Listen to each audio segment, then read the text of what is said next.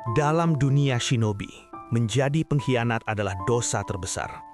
Dan dalam sejarah desa Konoha, nama yang paling sering disebut sebagai pengkhianat adalah Itachi Uchiha. Ia membantai klannya sendiri. Ia bergabung dengan organisasi kriminal Akatsuki. Ia menjadi simbol kebencian, bahkan bagi adiknya sendiri, Uchiha Sasuke. Namun pertanyaannya bukan apakah Itachi jahat. Pertanyaan yang jauh lebih penting adalah mengapa ia memilih untuk terlihat jahat? Apa yang membuat seorang anak jenius Konoha mengambil keputusan paling gelap dalam sejarah desa? Untuk memahami Itachi, kita harus memahami konteks politik Konoha. Setelah insiden Kyuubi, klan Uchiha dicurigai dan diisolasi. Ketidakpercayaan berubah menjadi diskriminasi. Diskriminasi berubah menjadi rencana kudeta. Itachi berdiri di tengah konflik itu. Di satu sisi, ada keluarganya sendiri. Di sisi lain, ada potensi perang saudara yang bisa memicu perang besar antar desa. Menurut logika politik klasik, ini adalah dilema stabilitas versus loyalitas. Mirip dengan konsep raison d'etat, gagasan bahwa demi kelangsungan negara, tindakan ekstrim bisa dibenarkan. Desa Konoha melalui Danzo dan petinggi desa memberinya pilihan yang tidak benar-benar pilihan. Membiarkan kudeta terjadi dan ribuan orang mati, atau membunuh klannya sendiri demi mencegah perang. Itachi memilih opsi yang meminimalkan korban. Secara moral, keputusan itu tetap mengerikan. Namun secara strategis, ia melihatnya sebagai satu-satunya jalan untuk mencegah konflik yang lebih besar. Yang membuat Itachi berbeda bukan hanya tindakannya, tetapi cara ia mengelola makna dari tindakannya. Ia memahami satu hal yang jarang dipahami shinobi lain. Dalam politik, kebenaran tidak selalu menjaga stabilitas. Terkadang narasi jauh lebih kuat daripada fakta. Itachi tidak membela diri. Ia tidak membocorkan rahasia tentang rencana kudeta klan Uchiha. Ia tidak pernah mengungkap tekanan dari Danzo dan para petinggi desa. Sebaliknya, ia menciptakan citra yang paling mudah dibenci. Seorang jenius yang membantai keluarganya demi menguji kapasitas kebencian dan kekuatan. Mengapa? Karena kedamaian yang rapuh membutuhkan pusat kebencian yang jelas. Sistem sosial cenderung mencari satu figur untuk dipersalahkan. Jika tidak ada satu sosok yang menanggung semuanya, kebencian akan menyebar, bercabang, dan hidup lebih lama. Jika kebenaran terungkap bahwa klan Uchiha merencanakan kudeta, maka konflik tidak akan berakhir di malam pembantaian itu. Kecurigaan terhadap seluruh Uchiha akan menjadi warisan politik. Anak-anak Uchiha akan tumbuh sebagai simbol potensi pemberontakan. Desa akan terus hidup dalam paranoia. Itachi memahami bahwa masalahnya bukan hanya mencegah perang malam itu.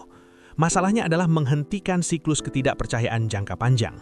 Maka ia memilih strategi paling ekstrem, menjadi satu-satunya sumber kebencian. Menjadi penjahat sunggal, ia menyerap seluruh narasi konflik ke dalam dirinya. Tidak ada Uchiha versus Konoha, yang ada hanyalah Itachi si pengkhianat. Ini adalah strategi kontrol narasi.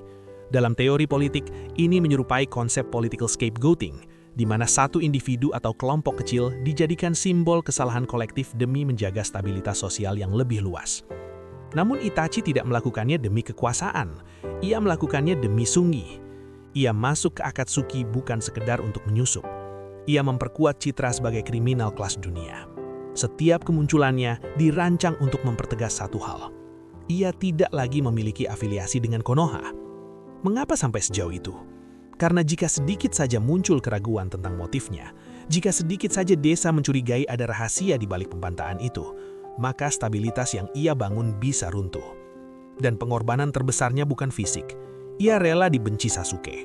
Padahal ia tahu, bagi Sasuke, ia adalah dunia itu sendiri. Namun ia tetap menanamkan kebencian.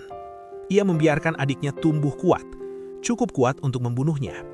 Mengapa? Karena dalam pikirannya, kematian di tangan Sasuke akan menyelesaikan segalanya. Sasuke menjadi pahlawan yang membalas klan, desa tetap stabil, dan rahasia tetap terkubur. Ini adalah bentuk kasih sayang yang paradoksal. Ia melukai orang yang paling ia cintai demi memberi mereka masa depan. Secara etika, ini mendekati pemikiran utilitarian, mengorbankan satu demi kebahagiaan banyak orang. Namun berbeda dengan utilitarianisme dingin, Itachi tidak pernah lepas dari rasa bersalahnya. Ia tidak pernah menikmati keputusannya, ia menanggungnya. Disinilah diskusi menjadi kompleks. Apakah tujuan mulia membenarkan cara yang kejam? Apakah perdamaian yang dibangun di atas kebohongan bisa benar-benar stabil? Naruto sebagai cerita tidak pernah memberi jawaban hitam putih. Melalui pengungkapan kebenaran oleh Tobi dan konfirmasi dari Hokage, kita tahu bahwa Itachi bertindak dengan niat melindungi. Namun serial ini juga menunjukkan konsekuensinya. Trauma Sasuke, kebencian yang hampir menghancurkan dunia, dan fakta bahwa sistem politik Konoha sendiri cacat. Itachi mungkin mencegah perang saat itu, tetapi sistem yang melahirkan tragedi itu tetap ada. Itachi tidak memilih menjadi penjahat karena ia mencintai kegelapan. Ia memilih itu karena ia takut pada perang yang lebih besar. Ia memilih menjadi simbol kebencian, agar yang lain tidak perlu saling membenci. Namun kisahnya juga menjadi peringatan. Perdamaian yang dibangun dengan pengorbanan diam-diam seringkali menyimpan luka yang tidak terlihat.